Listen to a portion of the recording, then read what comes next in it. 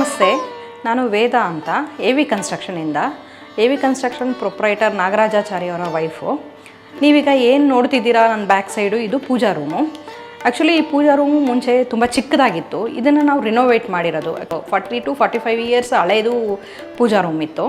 ಇದನ್ನು ಸ್ವಲ್ಪ ವೈಡ್ ಮಾಡಿ ಮತ್ತು ಮುಂದೆ ಸ್ವಲ್ಪ ಎಕ್ಸ್ಟೆಂಟ್ ಮಾಡಿ ರಿನೋವೇಷನ್ ಮಾಡಿದ್ದೀವಿ. ಇದು ನೀವು ಇದೆಲ್ಲ ಏನು ನೋಡ್ತಿದ್ದೀರಾ ಇದೆಲ್ಲ ಹಳೇದು. ಆ್ಯಕ್ಚುಲಿ ಇದೆಲ್ಲ ಹಳೇದು.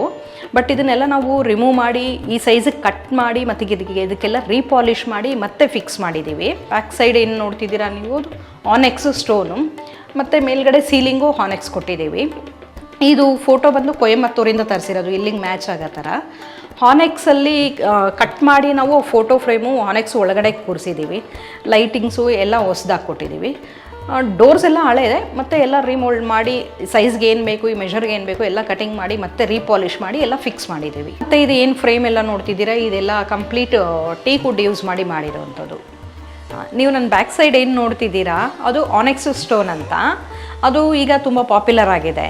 ಅದು ಆನೆಕ್ಸ್ ಸ್ಟೋನ್ನ ಅದು ಸಪ್ರೇಟಾಗಿ ಅದು ಆರ್ಟಿಫಿಷಿಯಲ್ ಸ್ಟೋನು. ಅದನ್ನು ತೊಗೊಂಬಂದು ಅಲ್ಲಿ ನಾವು ಫಿಕ್ಸ್ ಮಾಡಿ ಅದ್ರ ಬ್ಯಾಕ್ ಸೈಡೆಲ್ಲ ಲೈಟಿಂಗ್ ಕೊಟ್ಟಾಗ ಅದ್ರದ್ದು ಲುಕ್ ಚೆನ್ನಾಗಿ ಬರುತ್ತೆ. ಮತ್ತು ಮೇಲೆ ಫಾಲ್ ಸೀಲಿಂಗಿಗೂ ಅದನ್ನೇ ಯೂಸ್ ಮಾಡಿದ್ದೀವಿ. ಅದರ ಬ್ಯಾಕ್ ಸೈಡ್ ಲೈಟಿಂಗ್ ಕೊಟ್ಟಿರೋದ್ರಿಂದ ಅದು ತುಂಬ ಚೆನ್ನಾಗಿ ಲುಕ್ ಬರ್ತಿದೆ. ನಿಮಗೂ ಈ ಥರ ಏನಾದರೂ ಮನೆ ಕಟ್ಟಿಸ್ಕೊಬೇಕು ಅಥವಾ ರಿನೋವೇಷನ್ ವರ್ಕ್ಸ್ ಏನಾದರೂ ಬೇಕು, ಈ ಥರ ಮಾಡರ್ನ್ ಟಚ್ ಇರೋ ಮನೆ ಏನಾದರೂ ಬೇಕು, ಆಲ್ಟ್ರೇಷನ್ಸ್ ಎಲ್ಲ ಮಾಡಿಕೊಡ್ತೀವಿ. AV ಕನ್ಸ್ಟ್ರಕ್ಷನ್ನ ಕಾಂಟ್ಯಾಕ್ಟ್ ಮಾಡಿ.